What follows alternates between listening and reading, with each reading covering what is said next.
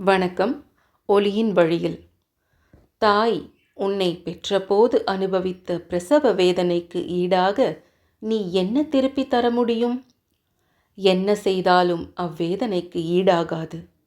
10 மாதங்கள் பத்திரப்படுத்தி பிரசவித்த மயக்கத்திலும் அவளின் தேடல் அவள் வயிற்றில் அசைந்தாடிய அந்த பிஞ்சு பாதங்களைத்தான்.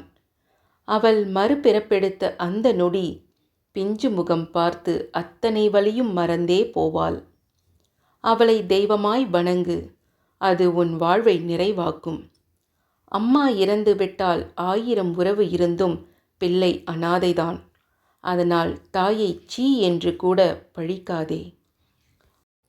6 முறை பூமியை வலம் வந்த பலன், 10,000 முறை காசியில் குளித்த பலன், பல 100 தடவை சேது ஸ்நானம் செய்வதால் கிடைக்கும் புண்ணியம் பெற்ற தாயை ஒரு முறை பக்தியோடு வணங்கினாலே கிடைத்துவிடும்.